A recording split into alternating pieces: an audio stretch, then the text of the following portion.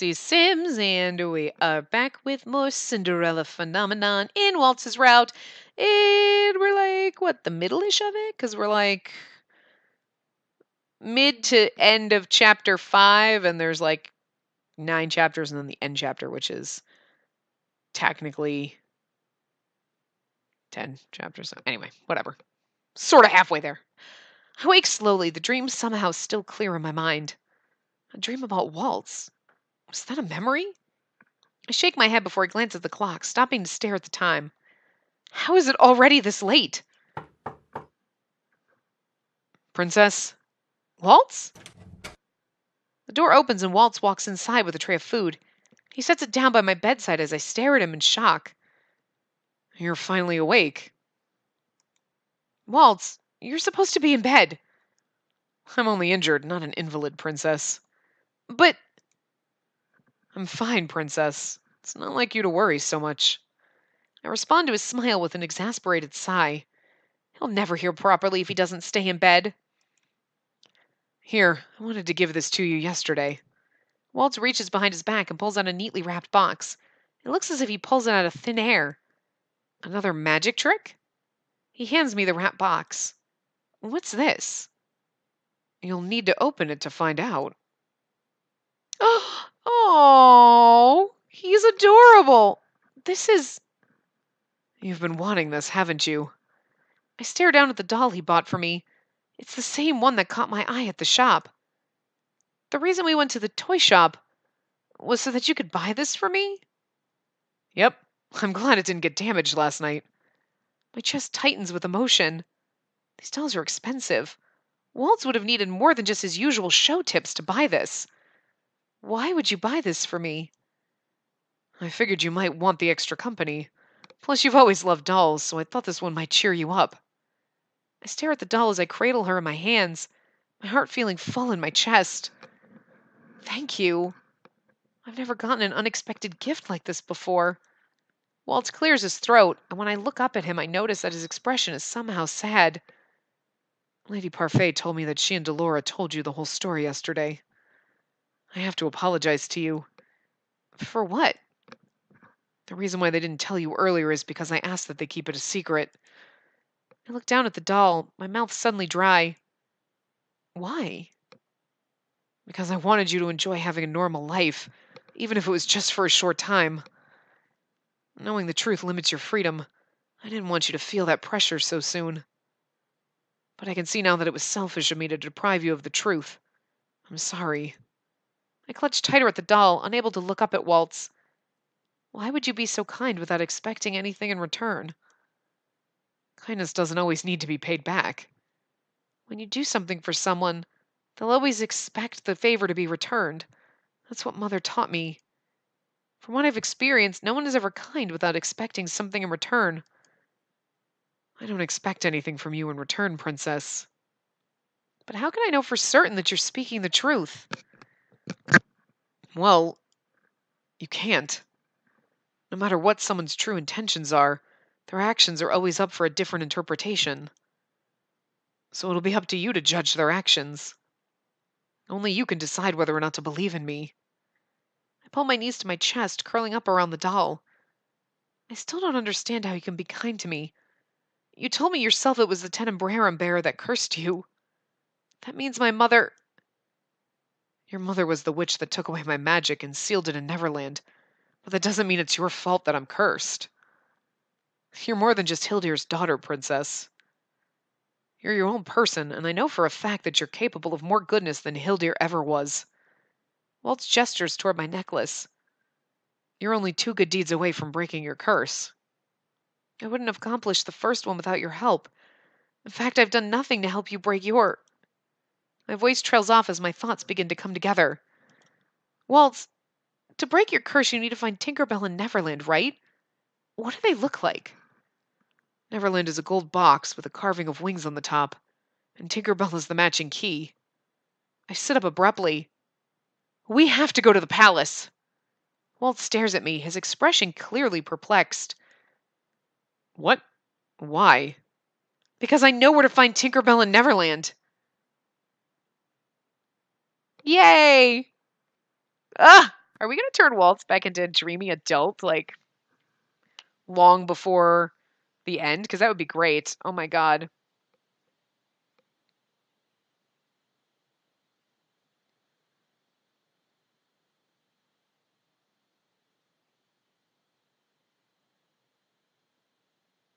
Hold on. Sorry. Waltz's description of Neverland and Tinkerbell was enough to jog my memory.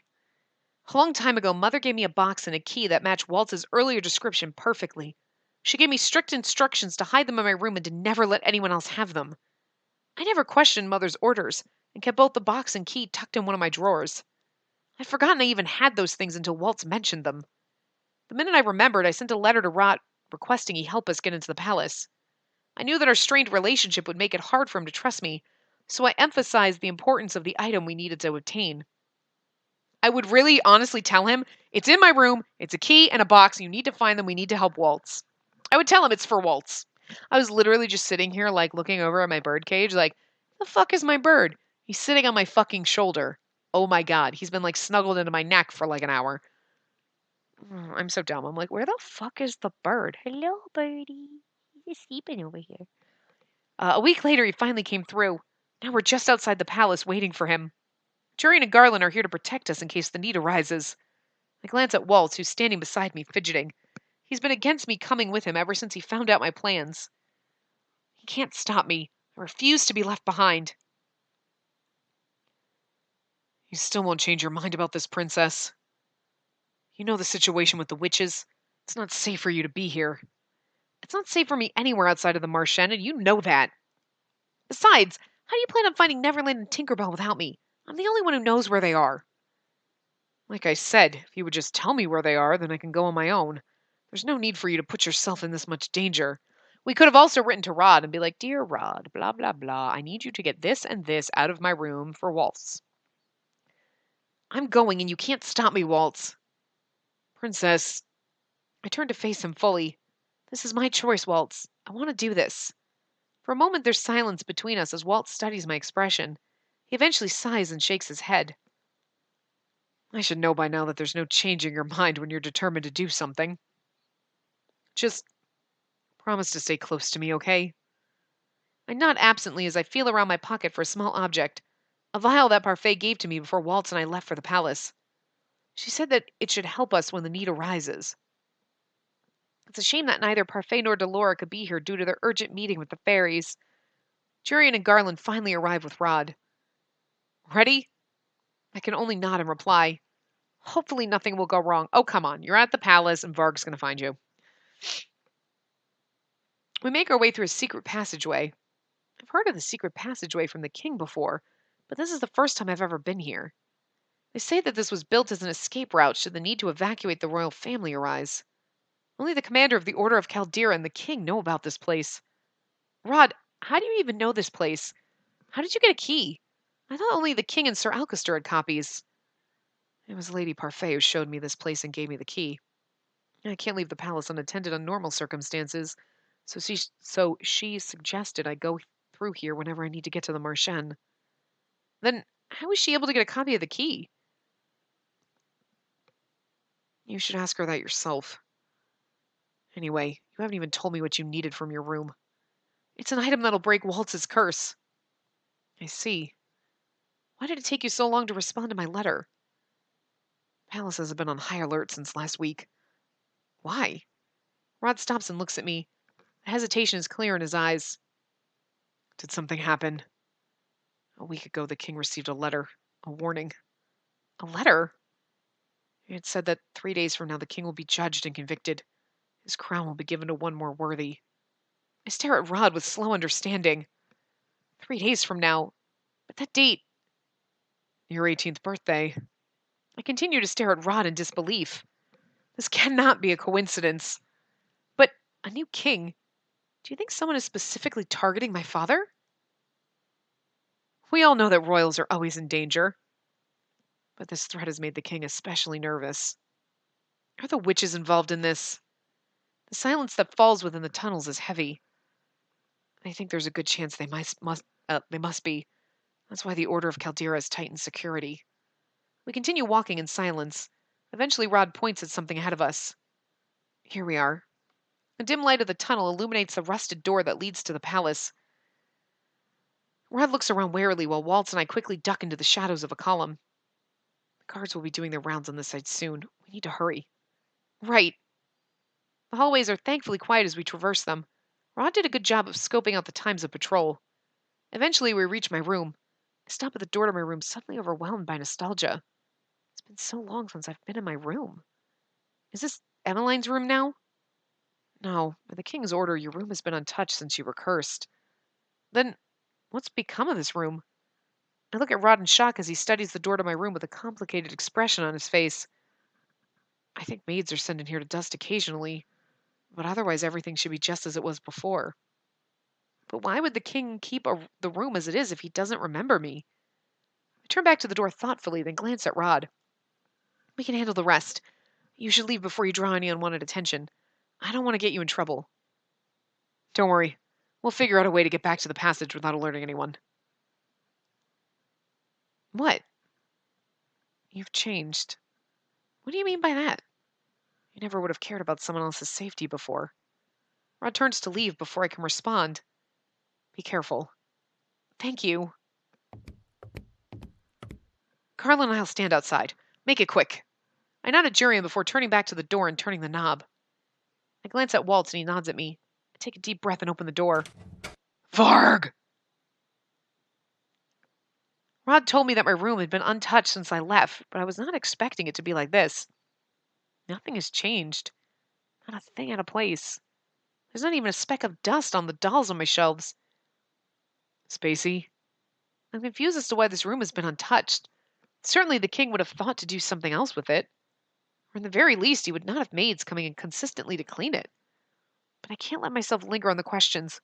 I have no time for them. We came here to find Neverland and Tinkerbell. I look at Waltz and nod. Let us start searching. Time passes, but I'm only able to find the key. The box is nowhere to be found. Not even in the drawer that I remember putting it in. Fuck! To think that you had Neverland and Tinkerbell this whole time. Have you tried searching for it in my room before? I have, but I didn't find anything. She must have used a glamour magic to hide it from me. I stare at the key with frustration. I don't understand. I'm sure it was here. Are you sure you didn't throw it away? No, I would never throw away such a beautiful box. Besides, I kept most of my things. They're all valuable to me, even if they're not outwardly beautiful. I wouldn't have believed it if you hadn't. Oh, I wouldn't have believed you if I hadn't seen this. He leans down to pluck a puppet from one of my drawers. He holds it up with a smile, and I feel my cheeks heat in embarrassment. Look at it! I never remembered to throw that out. Waltz gazes at me thoughtfully. That's the only reason? Well, I look at the puppet in his hands and find the truth spilling out of me. I was never able to put my finger on why, but I've always liked that puppet. A smile stretches across Waltz's face. You kept it even though I did such a bad job with the sewing. What? You made this? Yeah, this is the first puppet I ever made. Waltz turns the puppet in his hands, looking down on it fondly before his eyes meet mine. You were the one who taught me how to sew in the first place, you know. What? I was the one who taught him how to sew. I stare at the puppet. I probably kept it because you made it. How cruel. Huh? Do you have any idea what you're doing to my poor heart? You seem perfectly fine to me. Oh my god, that's adorable! Waltz shakes his head and sighs. Waltz? So dense. What? The knob begins to turn. Waltz and I exchange glances before we both dart to different hiding places. I hide myself under the bed, and he runs behind the curtains, which more easily conceal his smaller body. He should have slid under the bed with you. The king? What is he doing here? When the king steps inside, I notice that there's something in his hands. Give me that box, bitch. That's the box! But why does he have it? I look at Waltz, and he gives a small nod, affirming that it's indeed Neverland. Who's there? Show yourself now if you don't want to get hurt. The king unsheaths his sword. What should we do? I look at Waltz, who signals at me to stay in place. He mouths something, and I think he might be saying that he means to find a way to get us out. Is Waltz going to sacrifice himself again? Will he be all right? Should I trust him? In this case, we're supposed to stay, so let's trust him. I nod at Waltz. He steps out of the curtains and raises his hands in surrender. Forgive me, Your Majesty. I know you. You were Hildir's apprentice. Waltz, was it? I remember that Waltz had worked for Mother, so naturally the king would know who he was. It's been a while, Your Majesty. I'm honored you still remember me. You haven't changed. Not at all. So Hildir really did curse you for betraying her. Betraying her? Betraying her how? The king places his sword back in its scabbard. I have no idea what you're doing here now, but... The king surprises us both by getting down on one knee and bowing to Waltz. Your Majesty, you shouldn't...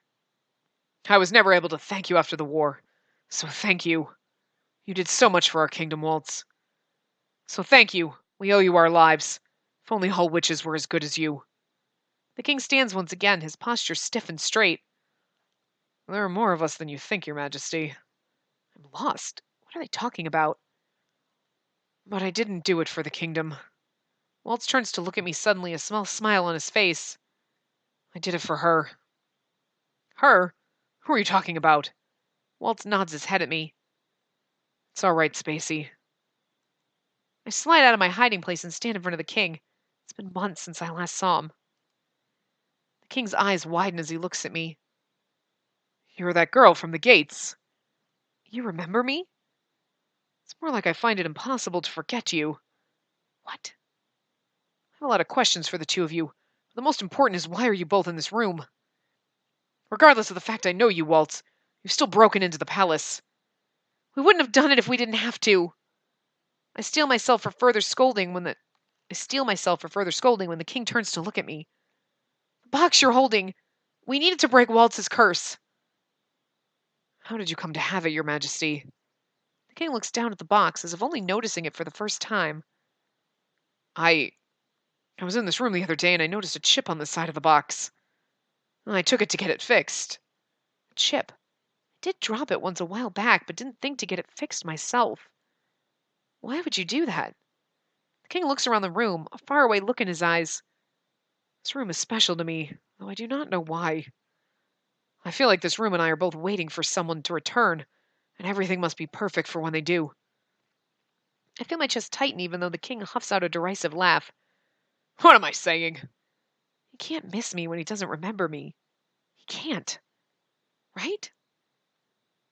But if the box is all that you require, Waltz, you may have it. It's the least I can do after all that you've done for us. The king holds out the box to Waltz, who reaches out to take it. Thank you, Your Majesty. Look who we have here. We all freeze at the sound of a new voice. I turn and find an all too familiar figure leaning against the doorway, a mischievous grin on his face. What a sweet little reunion. Varg. Betrayals. Oh no. No! Not before Waltz opens the box! We just got the fucking... What's in the box? This time we know what's in the box, but... Oh my god. Varg! I told you I'd come back for you, didn't I? Varg taps his cane on the floor, creating a shockwave of powerful energy that blasts us all across the room. The impact of the magic forces me against the wall. I collapse to my knees, pain thrumming in my head. The king collapses somewhere nearby, and I hear the crack of the box as it lands on the ground a few feet away from us. Waltz holds out his hand. I take it and he helps me back to my feet. Spacey, are you all right? Yes. Spacey. The king looks at me Spacey. The king looks at me quizzically, but his gaze doesn't linger. He looks toward Varg, his eyes narrowed. Did the king remember who I was? Your Majesty, are you hurt? The king shakes his head at Waltz before turning his attention to Varg, his eyebrows furrowed. Who is this man? Your Majesty, this person is working for the Wicked Witches. What? Wait, what happened to Tree and Garland? They were just outside the door. What did you do to them? Varg cocks his head to the side. Who? The guards just outside this door. I'm sure they must have hid themselves when they saw the king coming to this room, but they still should have been able to see Varg coming. Guards? I'm afraid I don't know what you're talking about, Princess. Varg seems like he's telling the truth, but I can't trust him. Please, let them be safe. I see Neverland a few feet from us. I can try to grab it, but Varg will probably thwart my attempts with magic. I have to wait for an opening. I'll distract him. While I do that, the both of you need to run. What? I eye Varg. He looks at the three of us with his lips slightly quirked, as if he's amused. This isn't the time to argue with me, Spacey. This is the time we're not supposed to listen to him. Stay with him. No. Spacey, we must prioritize the king's safety. I'll help you. I don't know how, but I must do something. But we're in this together, Waltz. I'm not going to run away while you sacrifice yourself for us. Waltz's disapproval is clearly written on his face, but he eventually sighs out, seeming to let it go. You're too stubborn for your own good. So I've been told. I turn to the king and place a hand on his shoulder. Your Majesty, leave this to us. You have to escape somewhere safe. This doesn't involve the king. It's me that Varg wants, after all. The king shakes his head as he removes my hand from his shoulder.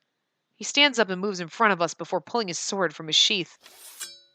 Your Majesty! What kind of king would I be if I stood back and allowed 2 children to protect me?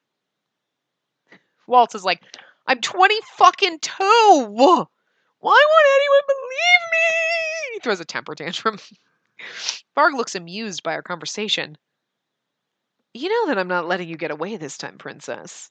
It doesn't matter who stands in my way. Father, his cane is enchanted. You can't hold him with just a blade. Father. I'm at a loss for words. It's been a long time since I called him that. Much to my surprise, the king's lips pull into a soft smile. You said that at the gates one day, when you were seeking an audience with me. I've not been able to forget that day. Before I can say anything in return, a familiarly smooth voice breaks the ensuing silence. Oh, I wonder where all these voices are coming from. Mithras. A familiar man steps into the doorway. He inspects everyone in the room quietly. Fuck! All we had to do was open the motherfucking box.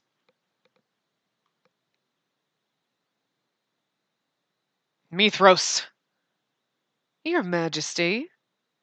Quickly, summon the knights. We have an intruder in the palace. He gestures at Varg, who looks unperturbed.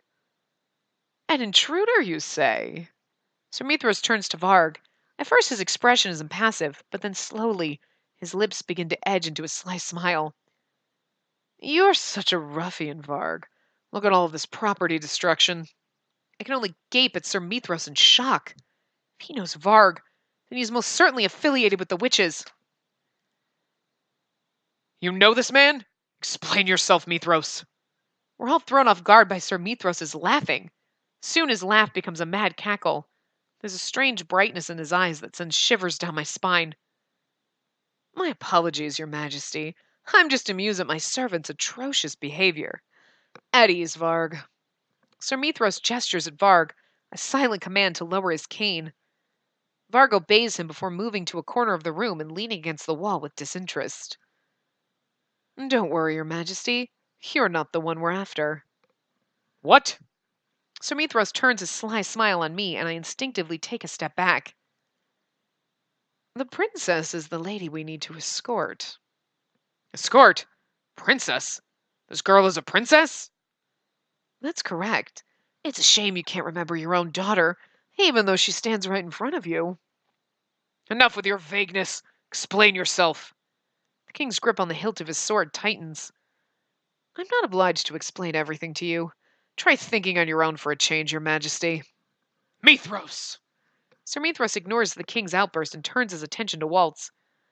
He visibly stiffens and his sly smile contorts into a grimace. And look who we have here. I see that the traitor has returned to the palace. Waltz stares at him, looking puzzled. Sir Mithras tilts his head to the side and offers Waltz a lopsided smile. You still look the same as you did back then. I don't think it was possible for you to grow any weaker, Waltz Cresswell. Mithras. I see.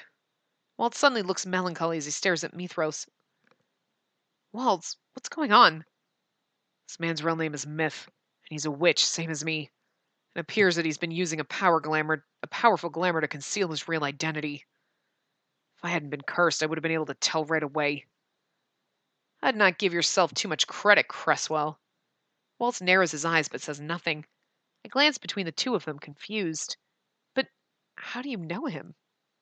He secretly worked for your mother, practically worshipped her. I was the only other person who knew of his existence as a witch outside of the Tenebrarum bearer. A witch!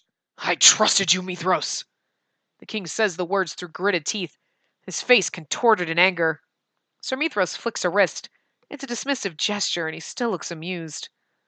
What a hypocrite you are, your majesty. He eyes Waltz. You're willing to play nice with some witches, but not others. This bias is what drove us witches to madness in the first place. Sir Mithras faces the king with a grin.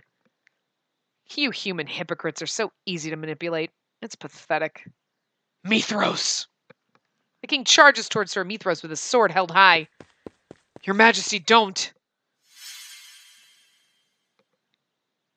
The king's sword never touches Sir Mithras.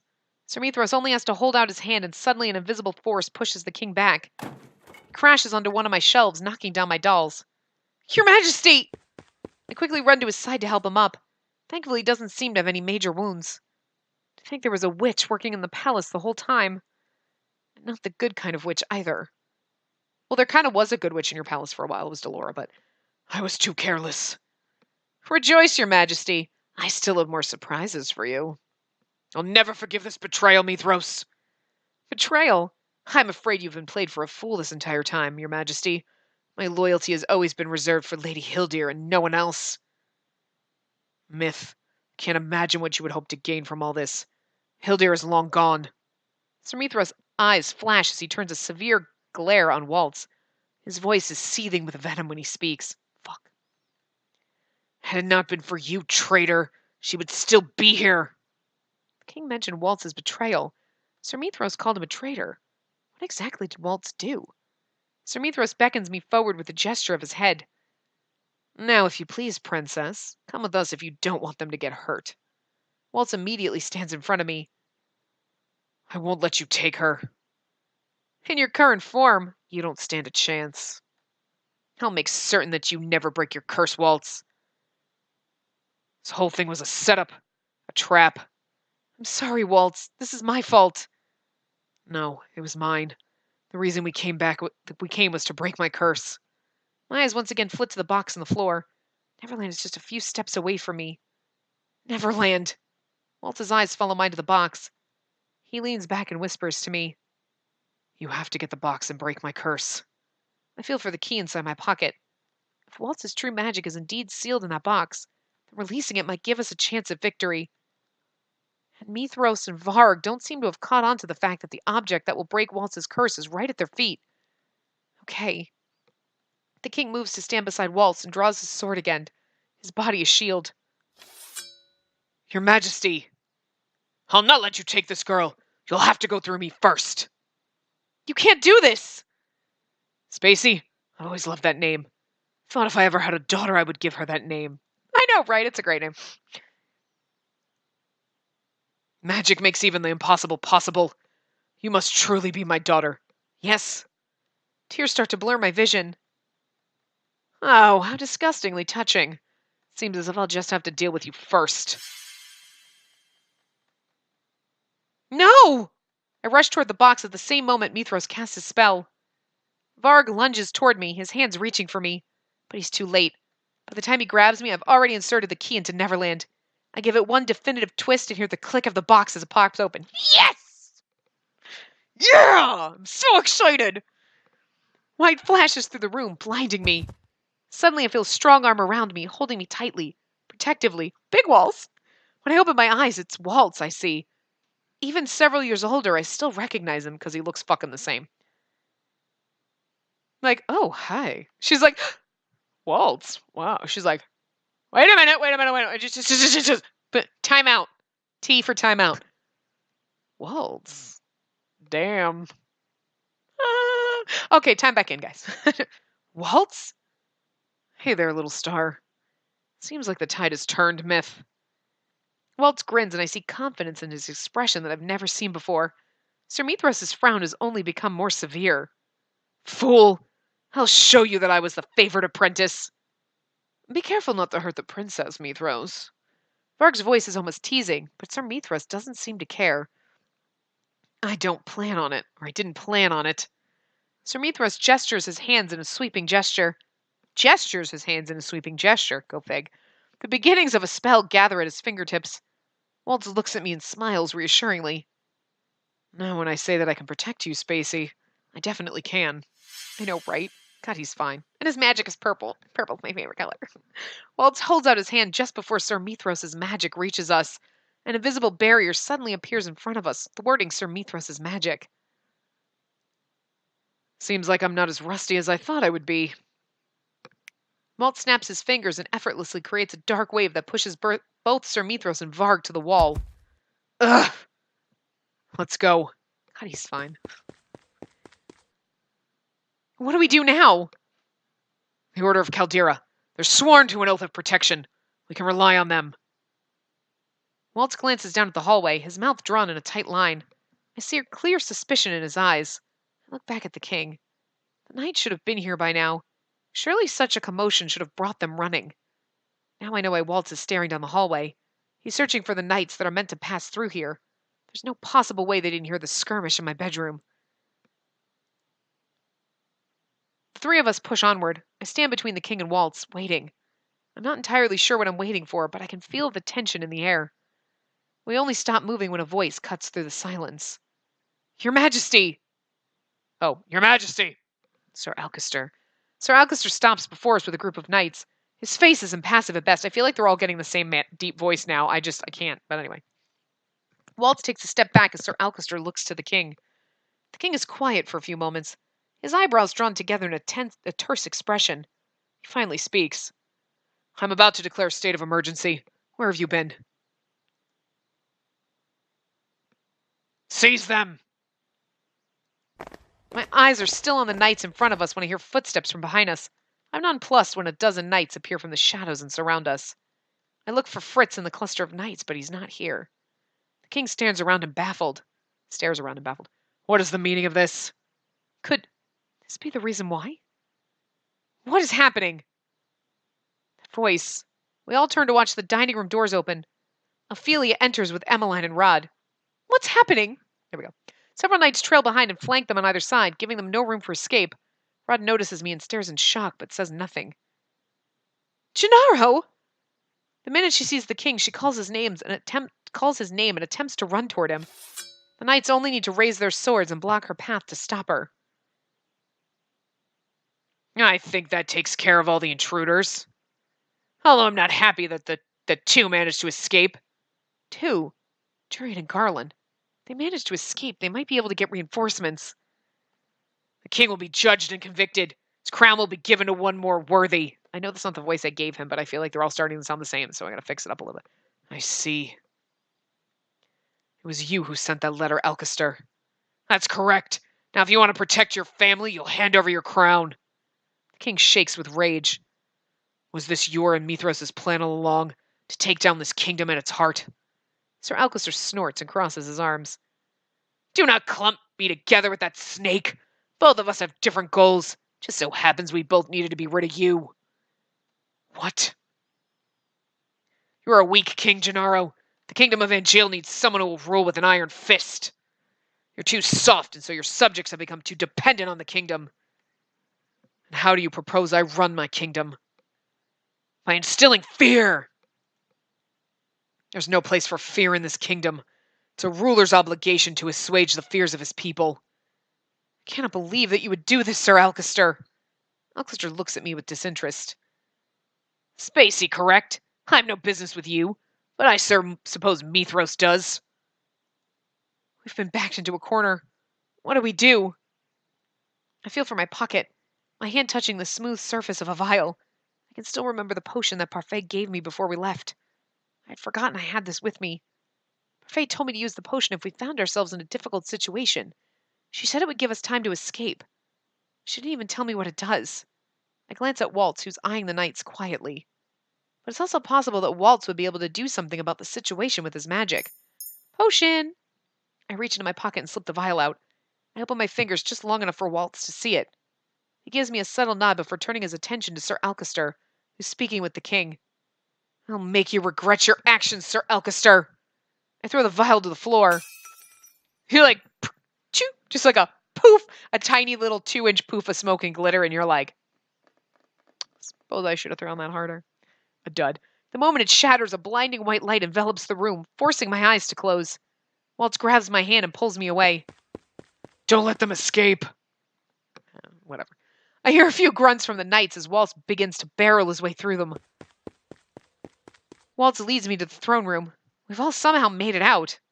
Rod stands in between Ophelia and Emmeline. Rod must have pretty good eyes to be able to lead them both out of there in all that chaos.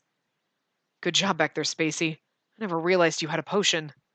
Parfait gave it to me before she left on her urgent meeting. It's a good thing, then. You saved me by using it, you know.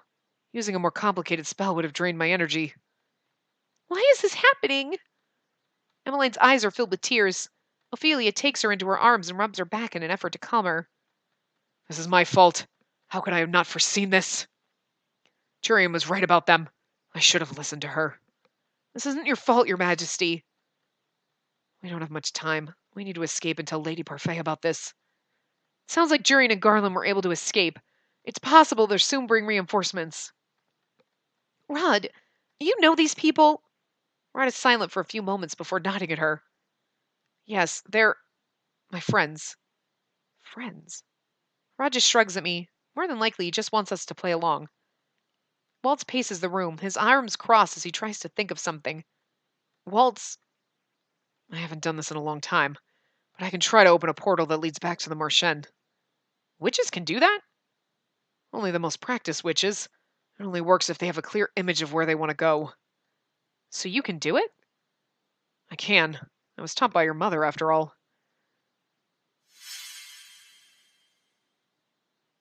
Waltz starts waving his hands in front of him as he conjures a spell to open the portal. It's so sexy that he's doing magic. Don't get me wrong, like Karma's sword fighting was like great, but I don't know why this is just like, oh, he's doing magic. Oh. But the portal disappears as soon as it appears and fades again. Damn it. They're coming, Waltz. I'm doing my best, Princess. Waltz tries to cast the spell again. This time the opening appears and stays. I did it. But this won't be open for long. Your Majesty, you must go first. No, let Ophelia and the children go first. Waltz nods as he ushers Ophelia and Emmeline into the portal. Though Rod is reluctant to step inside, I force him into the portal before me. I can't keep the portal open much longer, Spacey. I can manage one more person before I need to recast it. Your Majesty, you must go. No. What? I do not have any intention of leaving. To leave this place is to abandon my kingdom. I'll not flee like a coward. I'll protect my throne until my last breath. But that would be suicide! He will not kill me. He may have managed to sway the order, but I have the people on my side. Killing me will cause an uprising, and that is the last thing he'll want. But if the king escaped, he'll be able to fight from the outside. The castle and his crown are symbols, but he's in danger if he stays here alone. I glance at Waltz and notice him paling. I can tell the magic is sapping his strength, making him weaker. I ball my hands into fists. I can't leave the king here by himself. He's the king and I'm the crown princess. Waltz, you'll come back for me, right? What are you... Before he can react, I put my hands on his back and push with all the strength I can muster. Waltz stares at me in horror as he falls into his portal. I'm sorry. Waltz disappears and the portal collapses in on itself, leaving me with the king. Both my mind and heart are numb as the knights approach, ready to surround us. Sorry, bird, but I have an itch and you're in my way. Sorry, buddy. I know. I messed you up. Oh, I think a birdie. I had an itch, so he was like, don't touch me, I was sleeping. I know, but the king and I sit on the floor with our hands tied behind our backs. It's so cute that she shoved Waltz to save him. She saved our magician. He's not our prince, because he's not a prince, but we had a knight in Fritz. We had our prince in Karma. We got a doctor in Rumple. We got a brother, which is weird. And now we have our mother's student slash a witch. Works. The king and I sit on the floor with our hands tied behind our backs. There are 2 knights standing by the door to watch over us. I look at the king, who remains as quiet and solemn as before. He's been so calm. Does he have a plan? Why is that you chose to stay with me? I'm surprised when he finally breaks the silence. Because there are questions I need answers to. Besides, I cannot just leave you here. I have many things I need to ask you. King Gennaro falls silent as he stares at me. The gold of his eyes clearly reflect my own. I never realized how similar our eyes were. Is it true? Are you really my daughter? Yes. I was given the fairy tale curse and turned into a peasant. My title was stolen from me and the minds of the people. No one remembers who I am anymore. Cinderella. How did you know? I've noticed the glass slipper on your necklace. The glass slipper necklace on your neck. But the other slipper seems to be missing a piece.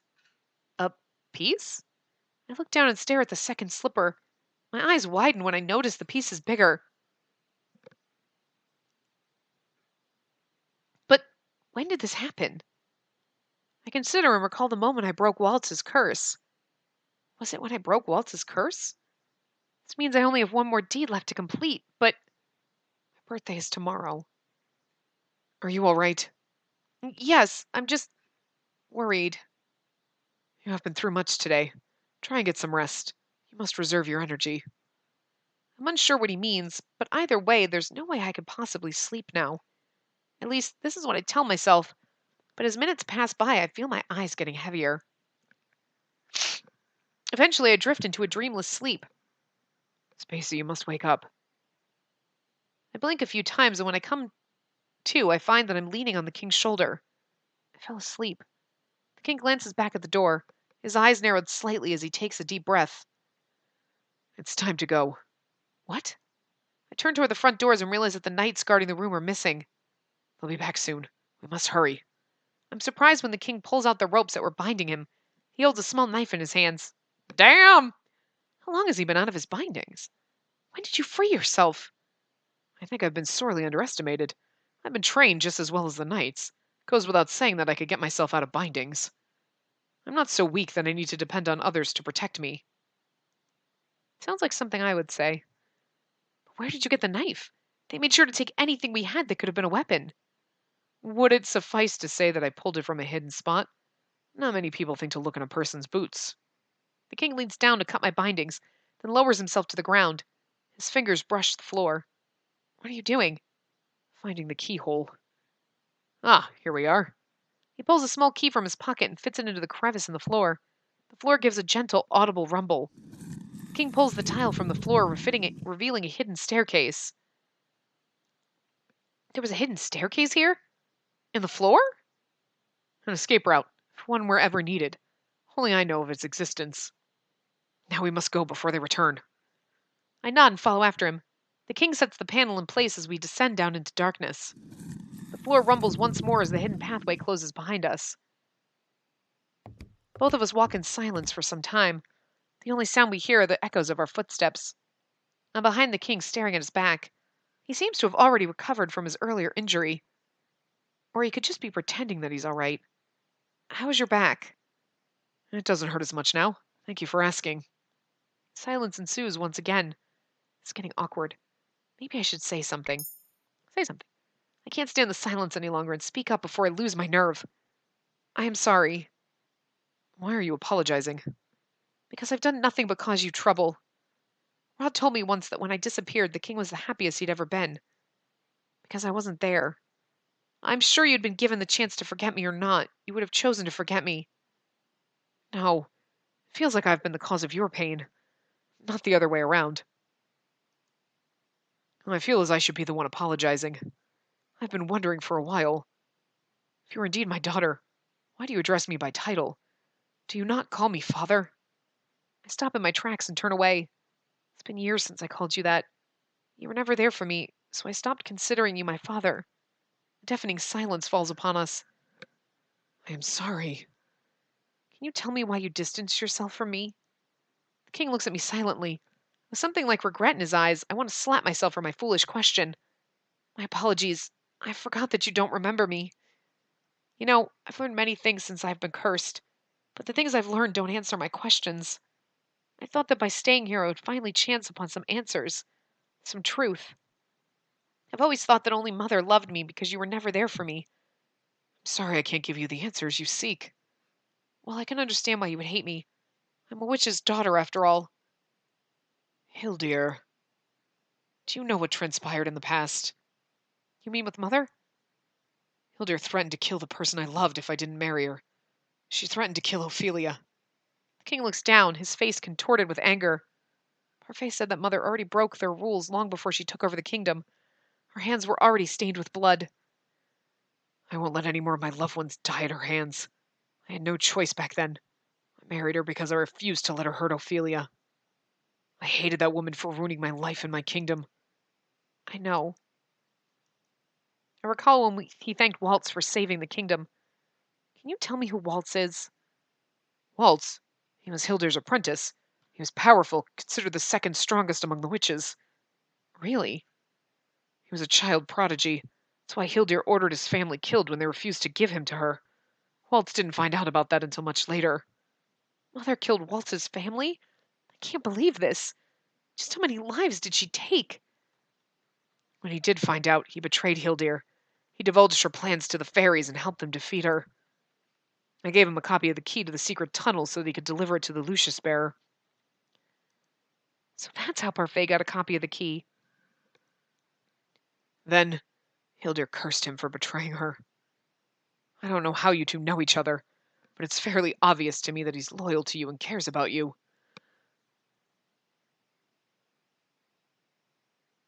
Yeah, so he was cursed, though, when that's true. She could have cursed him back then when he was 12. So he could have been cursed for the past 10 years. Like, I am an adult in a child's body. Maybe he's never been an adult. That would suck. It's not like, oh, she cursed him and then... But he's like, I've fucking been a 12... I mean, oh my God. So he was cursed probably when he was 12. And then she erased our memories of him and everything, too. He was the type of person that expressed that loyalty plainly, so I can tell. I don't know why the king decided to comment on such a thing, but my cheeks are suddenly warm. You care for him. Do I? He's a good man. How did we even get to this conversation? The two of us are still walking when the king suddenly stops and I nearly bump into him. Fuck. Ah, here we are. This should bring us into a passage that leads to the gardens. I follow his gaze to a rusty door. He slowly approaches the door. Fuck, we're gonna get caught. Stay close to me. I nod at him. He turns the knob and pulls open the door. The king and I can only gape at the sight in front of us. It's the last thing we expect to see behind the door. Mother? Fuck, no, don't touch it, Spacey, back away! Oh God, we're gonna let her out. The witch in the crystal. Oh God. I'm so scared. I was like, he's gonna open He approaches the door slowly. Oh God, someone's gonna jump out. Fuck, it's Mother. Fuck! I feel that I can't trust my eyes because it's indeed Mother standing before us. Oh God, thank God she's still in the crystal. Back away, run away! She looks the same as when I last saw her. Like she's just been sleeping all of this time. What is Hildir doing here? Is that the Crystallum Tenebrarum? She looks like she's been trapped inside the crystal. But how? Don't touch it! No, she passed on 4 years ago. This is impossible. Run! A lovely surprise, isn't it? Fuck! Fuckity fuck fuck fucker fucks! We were almost out! Fuck! She's gonna get out! Fuck! I was really hoping she wouldn't get out like the last time. The king immediately moves to stand in front of me. Sir Mithras saunters towards us with a wide smile on his face, looking unperturbed. Isn't she exquisite? Even in slumber, she's still so beautiful. What's the meaning of this, Mithras? When Mithras does not answer, the king reaches for his knife and frowns. What exactly are you and Alcester planning? I'm offended that you're associating the two of us. My goals are different from Alcester's. My only wish is to see my queen again. Alcester is the one who's after your throne. What are you going to do to Mother? Do with Mother? I plan to revive her. What? I stare at Sir Mithras, shocked. Revive Mother? Is it even possible to bring back the dead? She's still alive, dear princess. My queen is only sleeping. Her link to the Tenebrarum has allowed her to survive all these years. She's infused the last of her power with the crystal and merged with it. That's creepy as fuck. She was wise. Yet even as its light grows dimmer, so too does the light of her life come close to being extinguished. Once you have fully accepted your role as the new bearer of the Crystallum Tenebrarum, her link with it will be severed, and she'll die. That's why I need you, Princess. I need your powers to bring her back to life. What? On your 18th birthday, you'll inherit the crystal's powers, and with that power, you'll revive my queen. Isn't that what you've always wanted? To have your beloved mother back? It is true that I've always wished for Mother to come back. But Delora and Parfait told me the truth, and now that's the last thing that I want. What if Mother ruins the kingdom once again? What if? What if? Yeah, she's gonna do it. I'll not let that happen. I'll not let my kingdom fall into darkness again. The king charges towards Sir Mithras with a knife in his hand. I mean, come on. But Sir Mithras easily sends him flying backward with a flick of his wrist and a magic spell. The knife falls to the ground just a few feet from where I stand. Your Majesty! I'm about to run toward him when Varg steps out of the darkness of the room and points a sword at the king's throat. Don't move, Princess, otherwise my hand might slip. I freeze in my spot. Has he been here this whole time? Now, Princess, you have an important decision to make. Help me revive the queen and save the king, or run away and he dies. My life is nothing compared to the lives that'll be lost if Hildir is brought back. I would gladly trade my life for any of the lives she would steal. Foolish king, you cannot gamble with your life when it's no longer in your hands. Sir Mithras growls at the king before facing me once again. He flashes a crooked smile. How about it, Princess? I agree. No, decline. Fuck that shit. Even if that wasn't the right answer, I'd be like, decline. Okay. If agree was the right answer, I would have obviously chosen that. But fuck that. Even I could guess decline. Sure. No, fuck you. It's the middle finger's free. I cannot let Sir Mithras kill the king, but I cannot let him revive Mother either. If I can just improvise, I might be able to hold them long enough for some backup to arrive. I catch a glimpse of the king's knife, which is just a few feet from me, when an idea strikes me. Waltz, Parfait, Delora, they have to come for us. I refuse. What? Sir Mithras looks at me irritated. The king, however, looks relieved. The king's blood shall be on your hands then. Varg. I quickly lean down to pick up the knife and hold it to my neck. Princess, what are you planning to do with that? Put that down before you hurt yourself. Let the king go or I'll kill myself. I know you need me to revive Mother. Ha! Don't take me for a fool, Princess. You know you don't have the courage to die a martyr. Annoyance simmers within me. Oh? Are you so sure of that? I swallow as I press the blade to my neck. I feel the sharp edge cut through skin, but the blade doesn't go deep enough to hit any vital parts. I cringe as my body is racked with pain and tears blur my vision. I am scared. You fool! Sir Mithras' face is pale as he attempts to step towards me. Now you see my resolve. Let the king go! Mithras! Mithras curses under his breath, his outstretched hand clenching into a tight fist before he draws it back. It's working. I feel myself relax, but my hope is short-lived and foolish. Mithras casts a spell and the knife goes hot in my hand. A scream escapes my mouth as I fall to the floor and clutch at my injured hand. You've been a very bad princess. Your mother would be disappointed in you. Fuck. I glare at Mithras, but he only clicks his tongue, face stern. Please, God, I don't want him to make me touch this fucking crystal. I mean, it's not our 18th birthday yet, so. This would have been so much more pleasant if you'd chosen to work with me, Princess. I'll get what I want, Princess. Even if I must break you to revive my queen, I will do it. I'll suffer the consequences for it later. Mithras turns to Varg. Varg, put them both in the cells. I take a few steps back as Varg approaches us. All I manage to do is back myself into the wall. Varg looks at me amused, like a cat toying with a mouse. He takes another step, but I don't get to see the movement he makes afterward. Ah! A bright light engulfs the area, eliciting an agitated hiss from Mithras. Yay! Magic! But how? How? How do you think? When the light clears, Varg is still standing, his eyes on my feet. I follow his gaze. Wait, what? Our good deed was threatening to kill herself? Oh, I thought Delora and Parfait and Waltz were here. My shoes have been replaced with 2 beautiful glass slippers. You're like, fuck, I can't run in these. Clink, clink, clink, clink, clink, clink. Be quiet, Spacey. I can't help it. My shoes are glass. Clink, clink, clink, clink. I broke my curse? What did I do? The king looks at me, his eyes hazy. He opens his mouth to speak, but then stops when Mithras comes to hover just above him, his expression fixed into a glare. Oh, how charming. But your broken curse won't help you now, princess. Now be a good girl and allow Varg to escort you to your cell. Oh, fuck. I don't want to break my curse. I wanted someone to save my ass.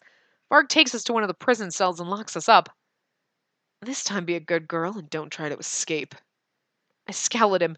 He only smirks in response. All we have to do is get out of here and we're closer to the door. This was a stupid place to lock us up, is all I'm saying. Feisty as always. He flashes me a lopsided smile before taking his leave. Spacey. The king quickly takes my hand in his and pulls me down to the floor to sit beside him. He reaches into his pocket, then withdraws a handkerchief. What is he doing? He neatly folds the cloth and leans towards me. I cringe back on reflex. He gingerly presses the handkerchief to my injured skin. I cringe as I feel the pain. I am so sorry, Spacey. Your injury is my fault. You have nothing to apologize for. I did it to save you, and yet here we are. I'm the one that owes you an apology. I turn my gaze away in shame. The king cups my cheek and turns my head so that I'm facing him. This is like the best path to do last, it really is, because you get this touching moment with your dad. The gesture is so gentle, it moves me to tears. A father should be the one to protect his child. Always. His face is twisted in pain and he stares at me, eyes brimming with tears. I see the recognition in his eyes. Having reunited with my father like this makes me realize that I still cared for him. Please forgive me. I already have. The words take a great weight off my heart. It's as if the ice that has been shrouding it for so long is finally melting away. Without another word, my father throws his arms around me, trapping me in a warm embrace. Oh my God! This is the first time he's ever hugged me. I feel tears brimming my eyes, and soon I'm crying as I bury my face into my father's shoulder. I am sorry. Please forgive me, my dear daughter. We stay like this for what seems like a lifetime. This is so sweet. Leaning against each other and crying, silently asking for forgiveness. Once we're more relaxed, I sit down beside my father and tell him what's transpired since I was cursed. His expression becomes darker with every word that I speak. You've suffered so much, and I've not been able to ease that suffering in any way. No, my life as a commoner showed me things I had never appreciated before. It was more fulfilling than my life in the palace. The moment I became cursed might be the first moment I started truly living. I take a deep breath as I contemplate the question that's been in my heart all this time. Your Majesty, have you ever loved me? I'm terrified, but still I force myself to look right at the king. I've always loved you, Spacey. I value you more than my own life. You're my everything. My daughter. I blink at him, my eyes filled with tears. I've waited so long to hear those words from you. If you loved me, why were you not there for me? Why did you let Mother do this to me? Was it because I was her daughter? It's true that you are her daughter. But you're also mine. I don't even remember how we... His voice trails off and he avoids my eyes. He sighs softly. I was put under a spell that night. Months later, you came along. Thought I could never bring myself to love you.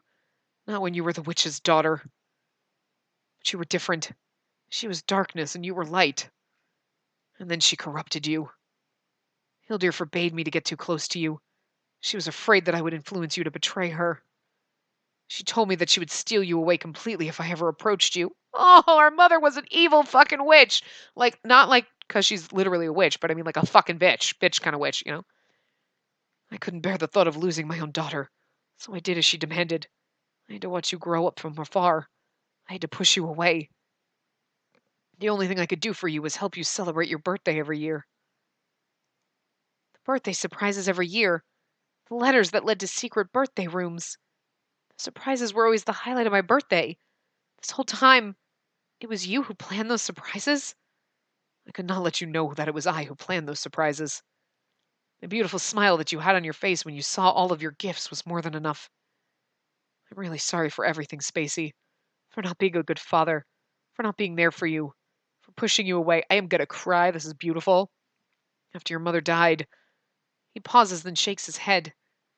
After I had thought she died, I thought I might make it up to you. But I failed miserably as your father. You were already so far away from me. I tried to get close to you, but I drove you away. I do not blame you. I think back to all the times when he tried to talk to me or approach me. I'd always walk away or refuse to talk to him. Because I hated him. I was convinced he didn't love me. I tried, but I tried too late and not hard enough. I should have tried to better understand you. I should have tried harder to see what your mother had done to you. I've never expected any sort of forgiveness, and yet you still gave it to me. But now I'm at a loss as to what I can do to make it up to you. But you're here now, right? I smile at him hesitantly, and he smiles back. He leans forward to place a kiss on my forehead, even as he wipes a tear away. I love you, Spacey. I love you too, Father. He rests his hand on my cheek. Allow me to make it up to you. Allow me to protect you. You cannot bring her back, Spacey. There would be too many consequences. But if I refuse to help them, they'll kill you. Father shakes his head and smiles. If I have to give up my life to give you and our kingdom a brighter future, then so be it. Princess, it's almost time to go. Father moves to stand in front of me. I won't let you take her. Varg doesn't answer. He silently taps his cane to the ground, creating the same energy force as before, sending Father back into the wall with an invisible force. Father! Father staggers back to his feet and gazes at me with a pained expression. Don't do this, Spacey. I ball my hands into tight fists. I have no other choice. Oh, God. Okay, this is about the time. Magic. Sorry, Father, but I can't let them kill you. I try to smile at him reassuringly before walking away with Varg. Last thing I hear is him calling my name before Varg closes the door, and there's silence in the hallway. Oh, God. We're gonna magically touch the crystal and then wake her up. But it's not our 18th birthday yet. We're gonna do that right before someone comes. Okay, 5 fucking minutes sooner, assholes. 5 fucking minutes sooner. What were you doing? Come on. I'm once again standing in front of Mother's crystallized form. It's time, Princess. Now put your hands over the crystal. I stare at my mother's crystallized form in silence, but fear takes hold of my body. Time is of the essence, Princess. I do as commanded. No! And set my hands on the surface of the crystal. Fuck! All you had to do was hesitate for a few minutes. Oh, God. Oh, no. I know it's just because otherwise the chapter, it would be over, and then it wouldn't, and we got 2 more chapters to go, so. Moments later, the clock strikes 12, and my body suddenly grows heavy. A strange power begins to flow through me. What's happening? I attempt to pull my hands back, but to no avail. Not only are they heavy, but they feel as if they're glued to the crystal. Even as I struggle to move, I feel my energy dimming as the crystal grows brighter and brighter. Yes. Yes. I blink a few times as tears begin to sting my eyes. I bite my lip in an attempt to keep myself from falling unconscious, and the effort only makes me taste blood. Spacey. Yay! Ah! Look at him, he's all glittery and beautiful. Out of the corner of my eyes, I catch a glimpse of Waltz by the door, his hand glowing as he prepares to cast a spell. Waltz! Waltz's eyes meet mine, his expression contorting in anger as he turns to glare at Mithras. This is madness, Myth. You're too late, Waltz. Just a little bit more and the energy transfer will be complete. And my queen will be free from her prison. Waltz, save me. I won't let you do this. I know, we're over time, but Waltz releases his spell at Mithras, who quickly conjures a shield to protect himself. I feel so weak. I feel my knees giving out. The next thing I know, Waltz stands beside me with a dagger. He drives the edge of the dagger into the tenebrarium surface, cracking it slightly. And then I'm free. Waltz catches me in his arms just before my body hits the floor. Stay with me, Spacey. My body relaxes when I feel his arms around me. I squint up at his face, but his features are blurry. I have to blink a few times to clear my vision. I knew you'd come back. Thank you for trusting me. Always. I'll always come back for you, no matter the risks. Thank you. Don't speak, princess. Save your strength. How did you get in here? What? It looks like we made it just in time. Parfait steps through a hole in the wall that her outburst of magic created. She looks solemn. You! How dare you show your face here? You who tried to kill my beloved queen! Kill? Mithras raises his hand to cast a spell, but Parfait quickly freezes him in place with a flick of her wrist. I'm surprised, but then I realize that Parfait is the Lucius bearer. Even in her weakened state, it seems she's a force to be reckoned with. She turns to face me with a weak smile on her face. As the bearer of the Crystallum Lucius, it's my duty to stop Hildir. Such was my goal, even back then. Even when the two of us were dear friends.